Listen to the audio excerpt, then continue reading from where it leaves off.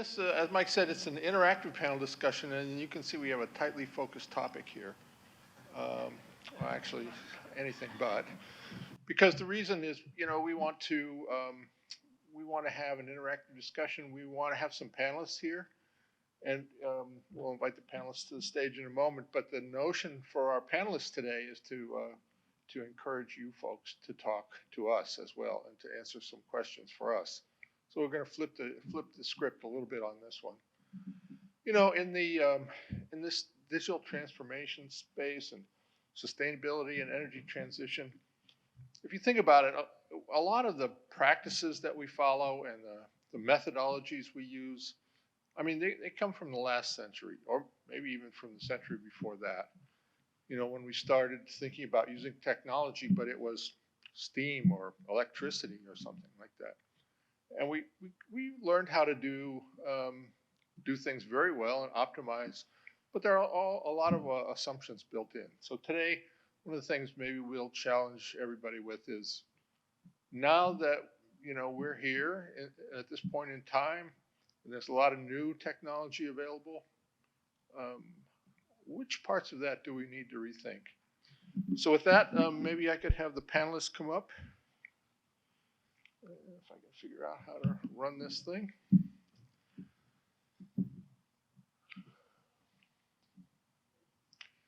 So you can see we have 3 panelists who are going to be sitting on the stage, and then we have our wandering panelist who's going to be running the mic. We might need another mic, but I have a feeling with Brian we're not going to need to. Because he's been threatening me even. It's like, hey, I'm going to put that mic in front of your face. So okay. So why don't we start by letting the panelists introduce themselves? I'll start with you, Jane. Go ahead. Okay, is this on? Yes. All right. I'm Jane Arnold. I'm with Stanley Black & Decker. So yes, I make tools. I can get employee discounts if anyone's interested.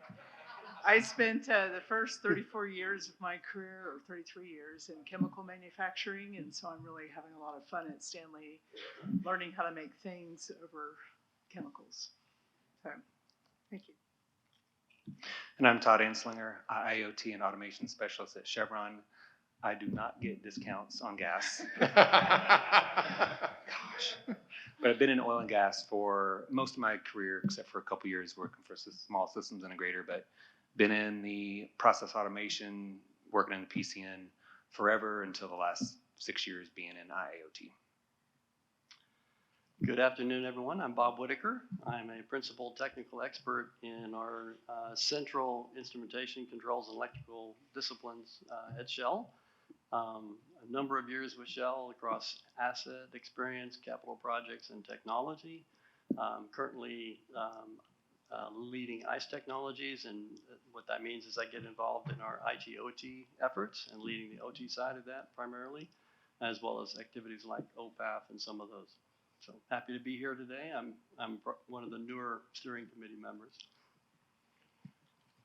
Thanks, Bob. And let's not forget Brian. He's in the back now, but he won't hide. But you guys all know me. I'm the comedian, right? Okay. So I am going to be the guy who's walking around finding you to answer questions. But Brian Perlstein again from Owens Corning, Digital Manufacturing EA. Been there 4.5 years now. Prior to that, spent some time with General Electric for 8 years. Prior to that, 15 years in the healthcare system, IT infrastructure background, but switched my career over to manufacturing and have been doing a lot around analytics with process health and workforce of the future projects, VR, AR. Somehow I've got a lot of little things as part of what we call our future digital manufacturing. So I'm just happy to be here and be able to go and have you guys engage us today as we do this panel. Okay, thanks, Brian. So have you picked your first volunteer yet, Brian? I was going to let you. Let you ask one of the questions, but I'm watching. Okay, so let's talk about this. We're all dealing today with whatever resources we have, and there's supply chain shortages and workforce issues in trying to replace people or add new people. So first question for the panel and for the room is, how do you think about creating capacity of various forms with existing resources. How do we do that?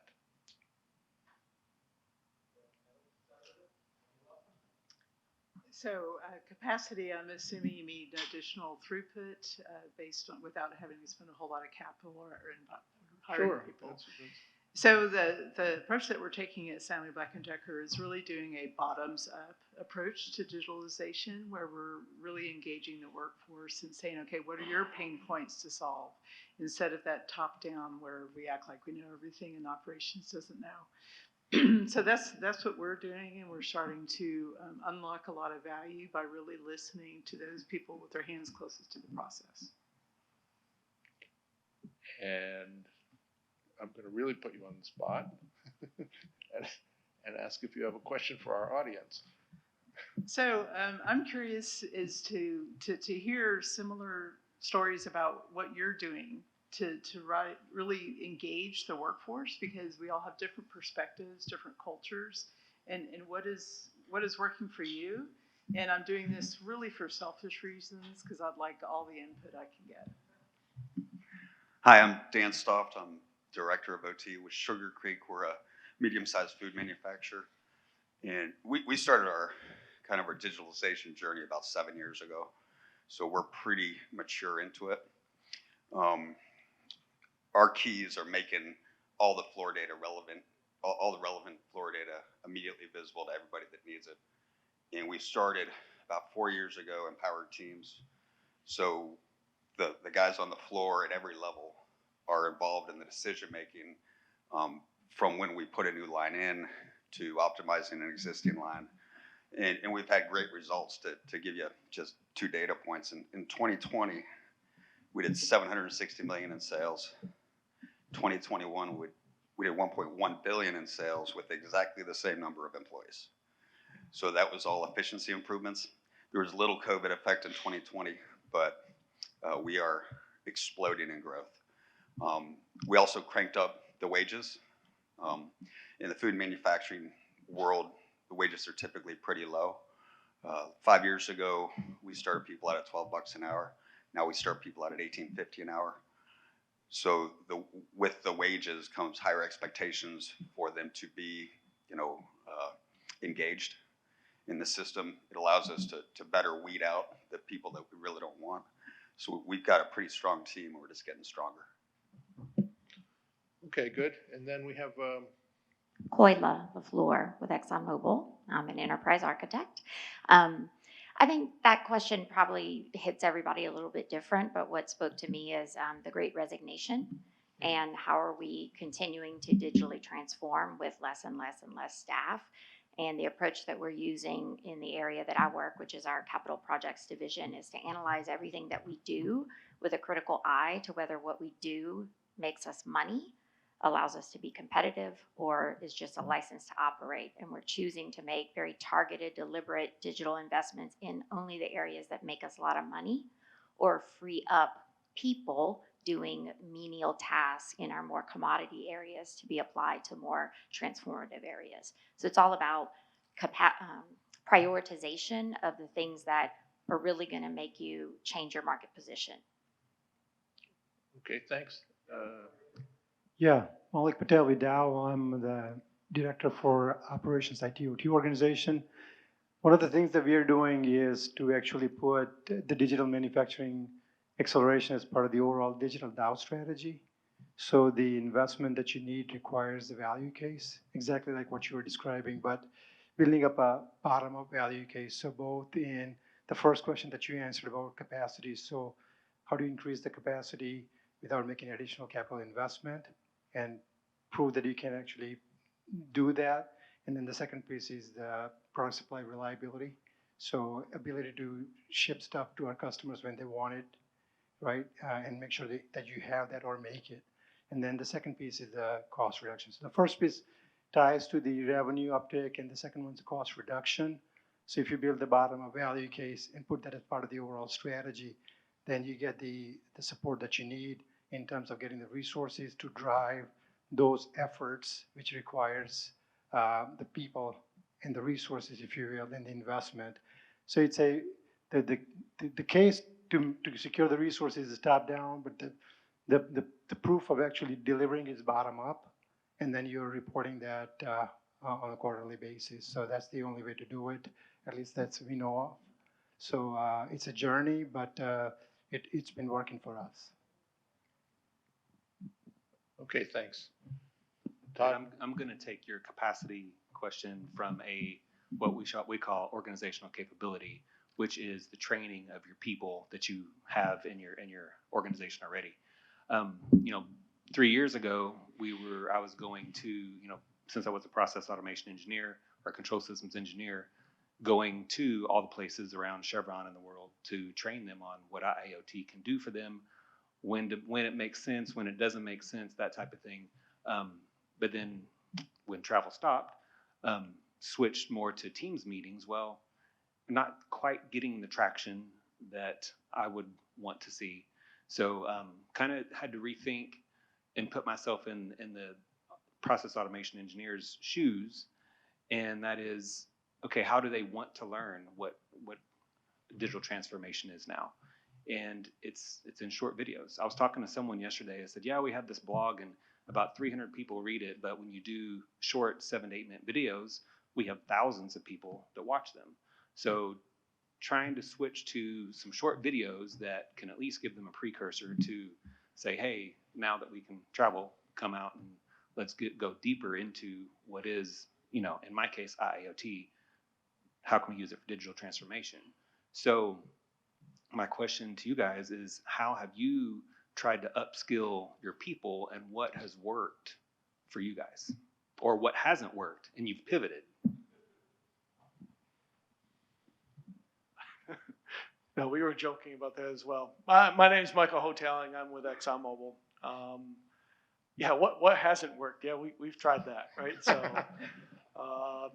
trying to communicate your vision of a sustainable digital twin using emails and text messages wasn't very effective, right? And I think what I would share with folks is that, from a capacity standpoint, we are all challenged in terms of finding ways to, do work above sites. And one of the biggest barriers that we run into is the deep contextualization of information and data that's at our sites, right? Which is going to lead to an exciting panel discussion later in the week, about sustainable, yeah. So I was just reading what Peter put up there, right? So I figured I'd, jump ahead of it. But I think, honestly, it's an area where we are seeing, our users, our customers demanding it. And quite frankly, we're struggling to come up with what is the solution that we can actually afford to sustain. There's a lot of targeted, sexy, cool stuff that comes out that, quite frankly, in a matter of months or maybe you get to a year, it kind of dies a slow death, because we haven't really found a way to make it foundational in terms to build and grow from it. But it is a part of the venture that we're on.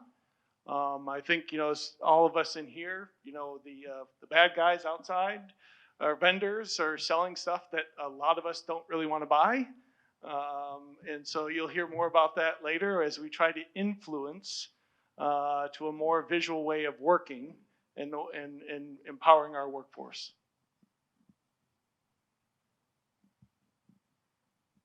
Okay, thanks a lot. And I think we have another question or comment here.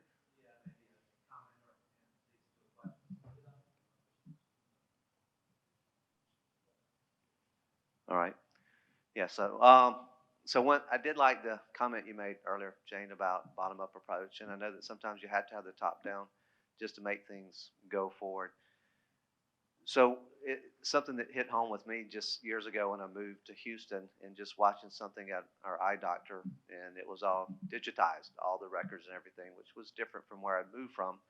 But I noticed how many clicks she had to make just to do anything. And I remember looking, it's kind of like the panel views from the old days, right in the boiler room. You could just see everything at a glance. That's pretty much what my old eye doctor had.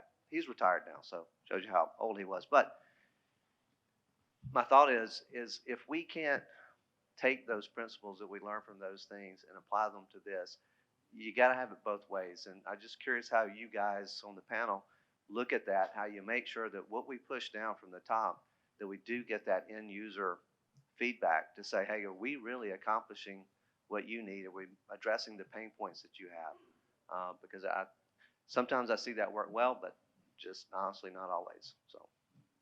Okay, Can I take that one? sure, Brian. So I think that's a really important question that you asked about how are you really thinking about it, right? And it's a change that, and I'm gonna walk up here so you don't have to all turn around. Though it's kind of cool, but the lady with the camera probably wants it more. So it's something we have to think about. How do we want people to consume information? We have a lot of people here who are really great engineers and really think about things and create some really pretty graphs and HMIs that are really complex, and especially today in our workforce, it's really hard for people to consume who don't have experience. So we really have to start thinking about that. How do people consume information? How do people learn? You know, and it comes down to what do they have in their day-to-day life? If you think about when you want to solve a problem today at home, where do you go? How do you learn? Do you go pull out the big old manual? You know, what's the people at Chilton's auto manual to go repair your car? Or do you go somewhere else like Google or YouTube, right? That's how people think and how people want to work.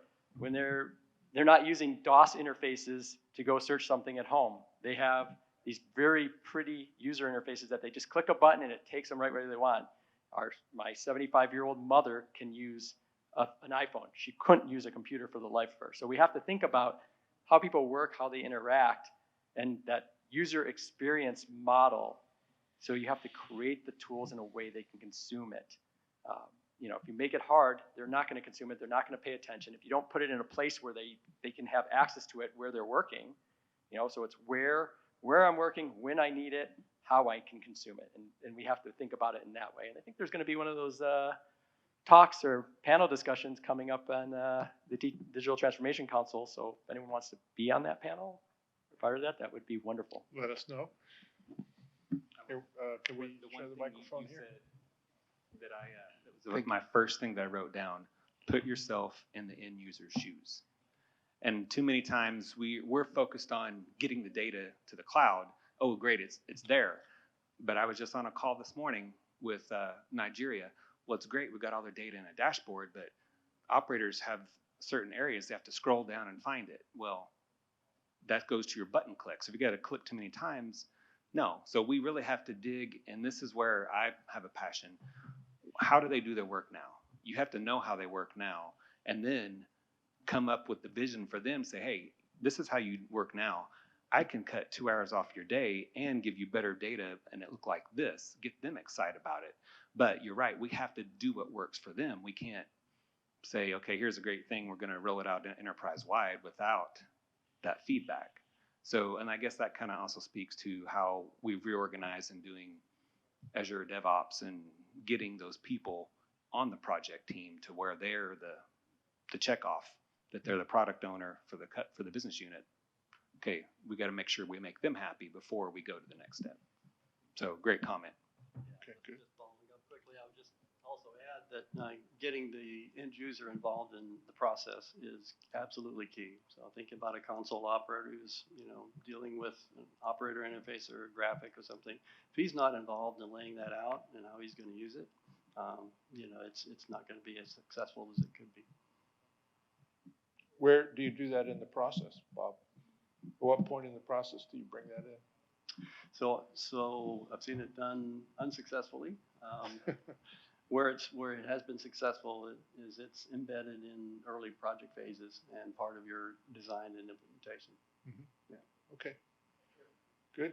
Yeah. Francisco de los Palacios from Ecopetrol, which is a refining company. Well, it's an oil company in Colombia.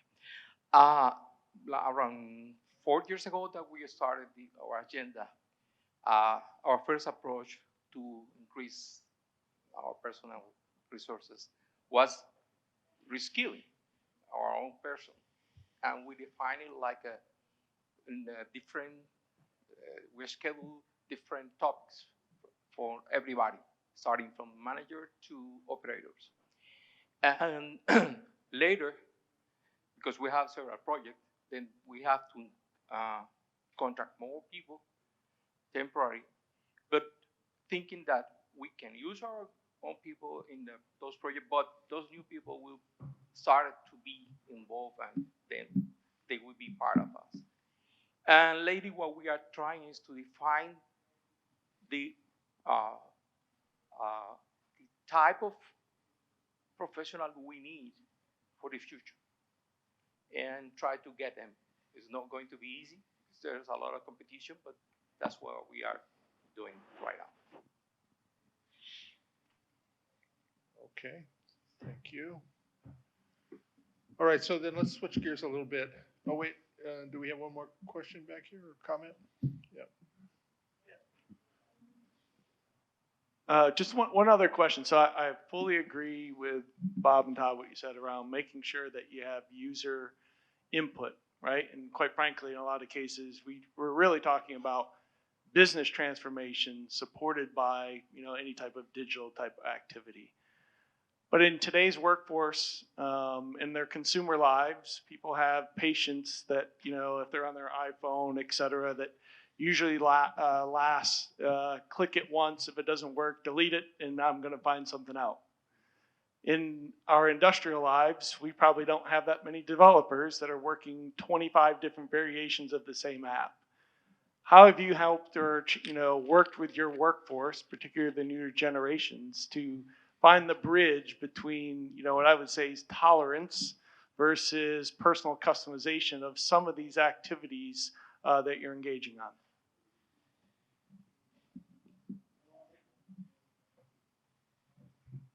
Anyone in the audience? Sure. Hi, Caitlin Kelsey. I am a mobility engineer at Dow's Digital Operations Center. I would say from personal experience, the first question you have to answer is what's in it for me? Put yourself in your operator, your technician's shoes, understand what it is that the problem that they're trying to solve. And sometimes the best solution is not digital. It's not highly advanced. It's actually very simple changes in your work process. Most of these digital journeys, you have to build up quite a bit of trust with people before you can really realize that value. At Dow, we've done that in a number of different ways. We spoke earlier about the number of clicks to get something done. Now think about if I'm an operator and I have a dashboard, but I also have this predictive tool and I also have something else. And now the entire picture becomes much more complicated. So when you build up an entire transformative journey, it's not just about that one tool at that one point in time. It's about understanding how small wins can build up and build momentum and build trust. And then that's how you can be successful in a long-term perspective. Oh, I like that a lot. Do you find sometimes that that you have to deliver something that's what they need as opposed to what they specifically asked for? Yes. No, absolutely. And that you can find that middle ground when you have people that are looking to optimize from an IT perspective, be willing to put on the boots, put on the hard hat, and go and sit there from an OT perspective, and the reverse. People, we're all just trying to get our paychecks, right? So we're willing to compromise, but you don't know what you don't know. Mm-hmm. So it's about conversation and finding that middle ground. Okay, thanks. Another comment in the back? Yes, thank you. Randall McNair, a researcher in the digital twin domain. One of the things that, to Michael's question that I, really the passion, comes from is what decisions are you trying to make? It's really about, are your systems supporting the informing, the decision that you're trying to accomplish? If your systems are technology driven, you're not necessarily going to be making the right decisions. IT is spelled with a lowercase I and a capital T in most companies. We're focusing too much on the technology and not enough on the decisions, where the I, the information. So the informing possibilities out there are endless. Our information is where we go to get that. So what are we doing to make sure that that information is serving the workers that you talked to earlier about, the connected workers? Those workers are making decisions on a daily basis. They might make different decisions if they knew more what was, the unknown that's knowable because it's within the company, but we buried it because we don't want anybody to know that we actually, had done that before. We hide our mistakes in the past as opposed to celebrating those, elevating those, and making those become a part of the collective, consciousness. Technology gives you that time machine to go back into the past and project into the future. So it's okay that the technology's there. What are we doing now to ensure that that technology is serving the decisions that we're making on a daily basis in our organization? Okay. I want to go ahead and, because I don't think Michael's question got answered all the way. Not that I have an all the way answer, but going with what my thoughts, number 2 was fewest steps to value. And number 4 was, how do people expect things to work nowadays? And you're exactly right. We had to step back and think how, you're right. 3 clicks, if it's not done, forget it. Because I will say at Chevron, we 4 or 5 years ago, we were kind of thinking, hey, we get the data to the cloud. Chevron Citizen is going to develop their own Power BI dashboard. That hasn't happened. And I would wonder if that's happened in anyone's company. Have they, hey, they can make a chart in Excel, surely they can do Power BI. Anyone raising hand, anyone feel that? So anyway, I don't know that I have a good answer about what is the best way to get that done without developers. Because we're trying to get away from people having to support stuff. We want to let people make it on their own, so they're supporting their own things. But I can't say that I have that we've done it right, and we found the thing that could do it. And it looks like you're nodding like you feel the same pain.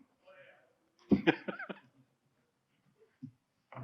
seen that it's really difficult to balance between the citizen developer and the proper governance to make sure that we don't create a nightmare out there that requires cleanup, right? So we're going down that journey now.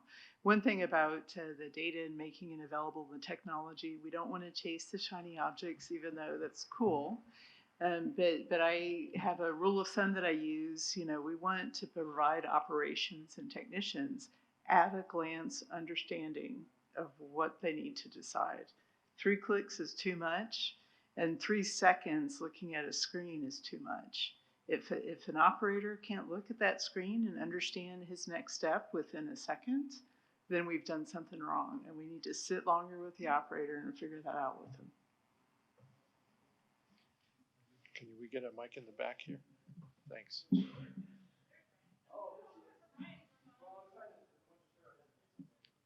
Hi, Mary Beth Seasoltz from Dow. The one thing I want to say about that is that we have to keep the operators quickly and able to make decisions, which means not only do we have to make the presentation beautiful, but we have to make sure that the data science doesn't let them get in trouble. Like that, we have to make that pretty bulletproof so they don't kind of go off into the weeds. And well, that's my field that I enjoy working on, but don't forget that part, I guess. You can't just stick a model result in front of people and go, oh, this is awesome, right?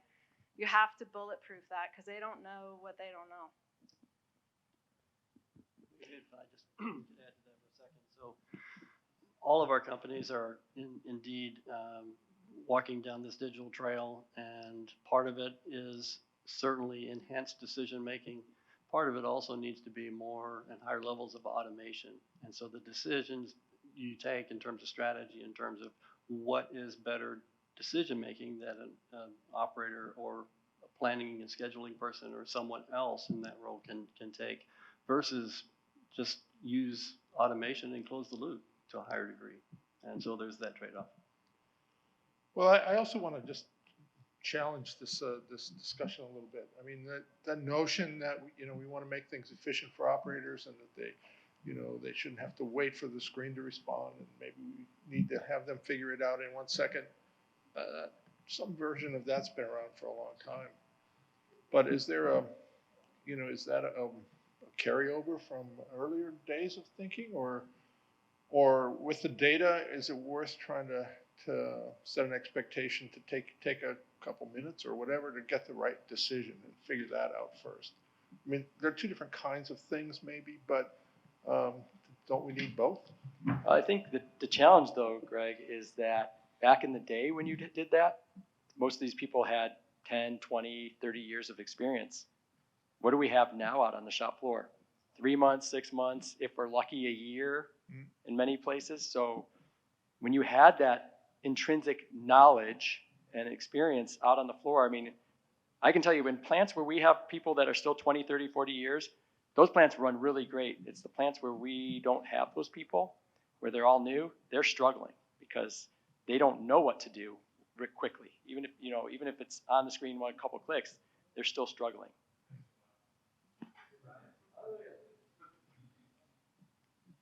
Yeah, just to add a little bit, I think you need both. For the person with their hands on the equipment as quick as possible, but for people trying to solve the bigger problems, then you need more data. The engineers and technical support for the shop floor. Okay, over here. I'm Don Rarig with Rain Manufacturing, and we're actually here as new members. Chris is my partner. We're small. We measure our profits in the millions, not the billions. So we're a little intimidated by the room, frankly. But we come from the manufacturing world. I come from the CNC automotive world. Sure. And in the 80s and 90s, we went to great efforts to remove qualified operators and put button pushers in. So we went to great efforts to over-automate to make sure that people couldn't make mistakes. And we've all seen the industry move to a place where we're taking advantage of informed operators who are qualified to make good decisions. And I just wanted to take a second and tie back everybody's comments, because especially some of the stuff Todd was saying, and I didn't catch the young lady's name back there, but when both of you. So to tie back the fact that I heard somebody say, when do you involve the operator? And I think it's when you do the justification for the project to make sure that we're always doing things that improve the lives of our frontline workers. And two, when you use these operational technologies to give a trained operator, right? It's not all about the technology. It's also about the training and the data they need, that they will take an extra 5 minutes. It takes 3 seconds to get them interested in whether they can solve the problem. But once you've interested them, it's like a web page. Once you've captured them and said, we can help them, I can help the company solve this problem, now give them the further information they need as a trained and educated operator to make great informed decisions and move things forward. And then the last thing I'll say is when we use these technologies, we attract better workers. So everybody knows that, but I felt like saying it because everybody's talking about what is the 3-click experience, and it's not just about that. It's about getting them interested in contributing to the better good of the company and to their own training and self-improvement. So I didn't have a question, but I felt like making that comment. No, I think that context is perfect. That's exactly what we need.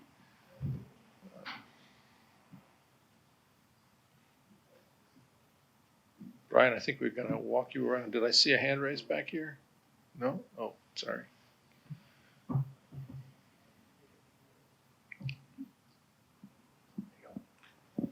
Hey, I'm Andrew Dark. I'm from Peru. I'm CFO of a major fishing company. Just listening to different conversations, I come from a different angle because I sort of straddle both the IT side and also the user side. I think what I'm listening, we're starting the process. We've been about 2 years into the process. Is the importance of the sort of that pull coming through from the top management, and it's that pull which, in terms of what are the key strategic drives of the business, what are the key points which are going to create value for the business, and that coming down through from the management across the different user areas is what will create that sense of need, a sense of need from the users, and that need is then what will then give the right interface into the IT people. What we're seeing is, if it's the IT pushing, then what happens is that they create wonderful solutions. We've been got a cemetery of fantastic solutions, but the user at the end of the day just doesn't pick it up. They don't use it. Whereas by connecting this both sides, and it's it's a backwards and forwards process. It's a lot of iteration. And then eventually you find that right sort of solution, leveraging in terms of UX, sort of the knowledge and best tools you can do, getting down to the speed and the 3 clicks or the different approaches. But I think it's that pull is what's really important. Okay, thanks. Any comments about that? Yeah, I agree with that. You got the bottom up, you got the top down. And that's why we have to train our executives on what's the business value that this thing is bringing. They're focused on dollars. So if you can tell them this is saving us this many dollars, they don't care so much about the button clicks, but if it's not being used, you're not getting the value from it. So that can help. I believe, I agree, but you got to have the right conversations with the executives because they're focused on different things. But totally agree. Yeah, fully agree. It's all about the business value. What is the business problem to start with, and is it a problem worth solving? So getting back to this theme of justification and prioritization. Yeah. Okay, so I have another question for the room, and that has to do with where work needs to be done. So I think we all learned in the pandemic that at least some classes of work can be done from places where they traditionally weren't done, from home or from somewhere else. But the broader question is, how do we get this right? How do we find the right mix going forward? How do we move the work to the people? And what are the roadblocks in the way of making that happen? Anybody want to comment about that?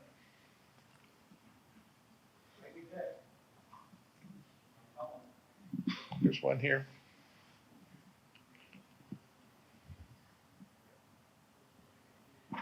Hi, I'm Keith Lighting. I work for Sunoco Metal Packaging. We were recently acquired at the beginning of the year. My biggest challenge is I'm an electrical engineer for them. And my biggest challenge is that I have a huge workload. I work for our corporate team, and we have 3 engineers that support 8 plants in our metal packaging division. We have a lot bigger corporation, but we support 8 plants. And those projects range from optimization of our process to digital transformation. I find digital transformation highly important, except it's not that urgent from a corporate perspective. And so my biggest challenge is I need people on the technical side, which is where I feel that we're lacking. I worked for 2 companies in the last 10 years, and that's always been the main struggle, is finding technical people that are able to do the job. So we have technical people in those roles, but they're not necessarily able or even desiring to learn those skills. A lot of our electricians would rather just take a meter to a panel, replace light bulbs, that kind of thing. They have no desire to learn PLCs, HMIs, SCADA, that kind of stuff. But what I have found has been helpful, and I've seen this happen, is identifying people that are skilled in their operations jobs and cross-training them over, bringing them in as electricians and seeing how, they have the skill, they have the intellect to do it, and all they need is someone to grab them and say, hey, start training as an electrician, and then work your way into automation, and then work your way into whatever. So I think, because I understand that what we were talking about, we don't have a lot of people in the operations side. I find we have enough people filling those roles. Sure, they're not 40-year veterans, 30-year veterans, but it's a lot easier to learn how to run a press than it is to learn how to automate a process. So if we can bring people in from the bottom, bring them over to the electrical side, and hopefully from there they can go into engineering, I think that's a really good way of bridging that gap and spreading out a workload so we can have those new guys focus on hopefully the the more lighter process stuff, and that frees us up to do a lot of the digital transformation items that are on our lists. So pick those workers that are capable and expand their work options, really. Okay, thanks. Yeah, I have actually a really similar comment. It's like Caitlin Henderson, I'm also from Dow, from our Digital Operations Center. I do analytics and digital thread work. So I'm a chemical engineer. I was hired into Dow to do reactor modeling and optimization 10 years ago. And now I do cloud development for data pipelines. And I'm like, if I can do it, so many people can. And I think it's very similar. But in the space where we're currently struggling is in cloud development. I mean, in my area where we don't have very many people with those kinds of skills. And it's all about, we talk all of the time about upskilling in that area. But I think it is these different kinds of roles, different types of people that might not traditionally automatically fall into those spaces.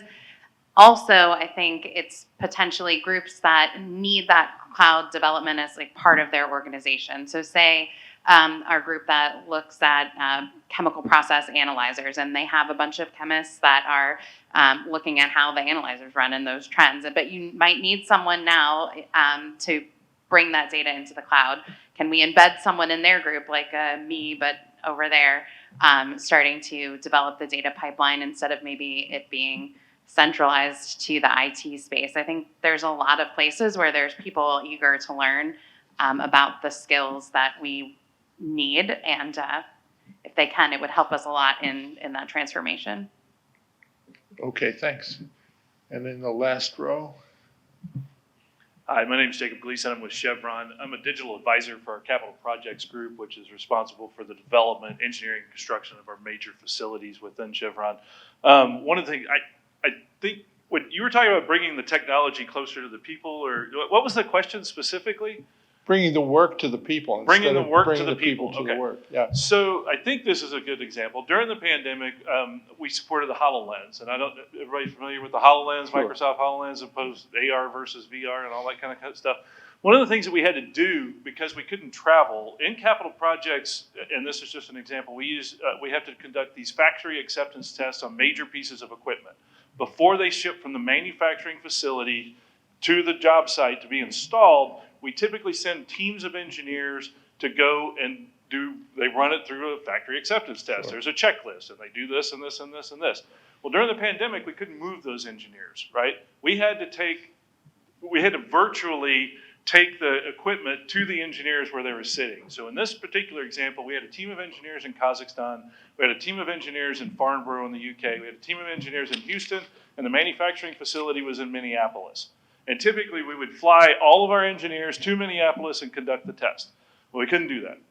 So I sent a HoloLens up. I did remote training with a technician at this particular manufacturer. Took a couple of hours, and we conducted 5 successful factory acceptance tests on fire and gas system panels remotely from across the world. They each took about 10 hours total of HoloLens time. And at the end of that, we calculated we saved about $500,000 in travel costs alone, just in plane tickets and expenses, not time, right? And the point of all of that is at the end of it, our bosses are like, well, why haven't we been using this stuff all along? Yeah, like, we that's just saved perfect. $500,000 on this one project, on this one little piece of this one project, right? If we scale this out against the 45 projects that we have in our portfolio, you start talking about some real money and some real savings in a very short period of time. So anyway, that's my addition. That's one way that we brought the workers remotely using technology to the work. That's a great example and a typical boss's comment, I think. What took you so long? I mean, I have a question for you all. How many have open vibe tech positions? I just want to follow up on that one. Because in my defense, I've been demonstrating to project managers the HoloLens for 2 years, going to all of these different meetings and forums, and every one of them, that was really cool. That's a neat toy. What the hell would I ever do with that? As soon as COVID hit, my phone started ringing off the hook going, remember that thing you showed us about 6 months ago? We were doing the same thing with RealWear headsets, right? Same thing, right? No, I mean, I've seen this happen over and over again. It's that until the vision can change, until you can let your imagination loose a little bit and be willing to try something different, it just doesn't happen. And because we're all stuck in the way we always did it. Yeah? How many people have Vibe Tech open positions right now? Vibration technician positions in your plant? Anyone? A lot of people? A few, yeah. I mean, I know, we're challenged with that. Right? The question is, do you need vibration technicians in the plant anymore, or can you put that as a position, move the work of the analysis over and put sensors on the equipment and do that differently? So maybe I only have 3 vibration techs to cover 20 plants. Right? That's where I would get with move the work, right, versus send the people to the work. Yeah, one over here, and then I'll come back to you.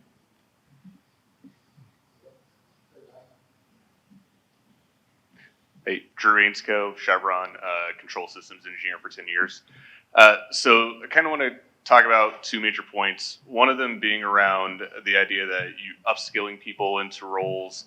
And one of the things I've seen as a major barrier within Chevron is the way that we do our career progression and how stagnant and old thinking it is of you. If you're a control systems engineer, you better do control systems, or as soon as you go off that track, you're now that type of engineer until a major change, right? So whenever you talk about upskilling people and bringing people to their passion projects, you really got to start thinking about how your organization is structured from a upskilling perspective, and the business processes around it, and really helping those squiggly careers make a real impact. Because there have been many times where I've seen people want to do something, they're like, that doesn't really fit what you want, like what we normally have you guys do. And it's like, well, why is that even a problem?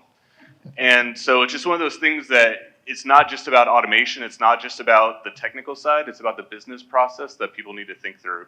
And then there was a question about, well, how do we make sure that we're working on the right things with the right people type of idea? Well, one of the things that we've been trying to implement is a portfolio process where you say we're going to put 20% into R&D and 50% into the run and maintain type of stuff, and then there's like the technical debt or the modernization piece, and making that a senior level decision with the funding that goes with it. Because what I've seen a lot of times is companies are going to go with the flow and have these really grand, like, overarching ideas of what we need to do. But then when it gets down to the tactical level, nobody has any real direction. They're just like, well, I think this is kind of a cool way to go. So you just set 1,000 ships going and nobody knows which way you're actually supposed to be driving. So just making sure that your leadership has a really pointed understanding of where they want to be going, and bring it up from the lower levels, that where they're seeing the business value, and leadership actually making the hard decisions instead of just saying, well, yeah, we're going to dole out a couple dollars here for that one and a couple dollars here for that one, because they're expecting that one of them's going to pop up like a red flag, like that's the one we're definitely going to do. But that's not really the industry that we're in.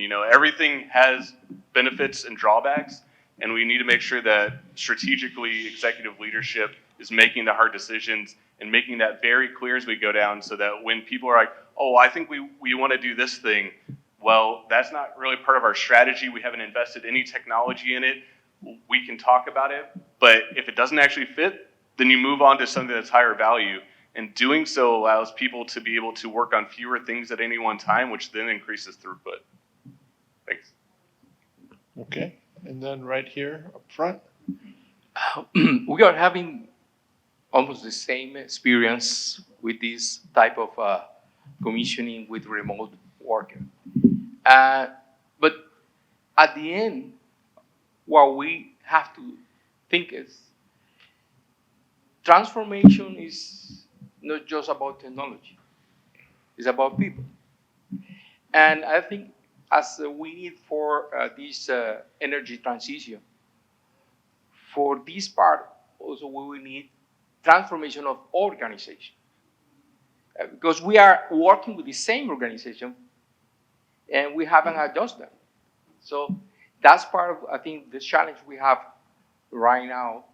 And at the end, first, we have the executive talk about this and learn about this, and some adjustment need to be done. Okay, thanks. Maybe maybe if you don't mind, I'd like to have final comments from each of our panelists here. We can start with Bob. Sure, yeah, thanks. So this is all about the journey that we're on together. And as I'm coming up to speed on the steering committee for this Digital Transformation Council, I'm really keen to understand, what problems you have that we can work on together collectively, and let me know how I can facilitate that. This is an exciting time to be an engineer or an IT professional, either one. There's a lot of opportunity out there, but let's work together. Okay, thanks, Bob. So my closing comment would be, let's focus on the business value that it brings rather than talking about the technology. Speak to the operators, the supervisors, the managers at their level. Don't try to go over top with technology, and then let the business value drive the prioritization. Good comment, Drew. We want to think about what would this be like scaled to the whole enterprise. That's the business value that you prioritize on. Okay. And I agree with everything that you're hearing there. I really enjoyed this open discussion and sharing these ideas, because I think that's really how we all can improve together. And my focus will always be the human-centric and on the operator, but I think we can bring it all together and make improvements across manufacturing. Okay, thanks. So before we conclude, I just want to make one shameless plug. And that is, this kind of interactive discussion that we've been able to have here in the room, we try to replicate that as best we can in our virtual meetings every month. The second Tuesday of every month, we have a meeting focused around the topic. So it was a little wide ranging today, but typically we focus around the topic. And those meetings are best when the audience gets going and, talks to each other, and there's a lot of interaction. So we had it a bit today. So give yourselves all a nice round of applause, and we can wrap this up. Thank you.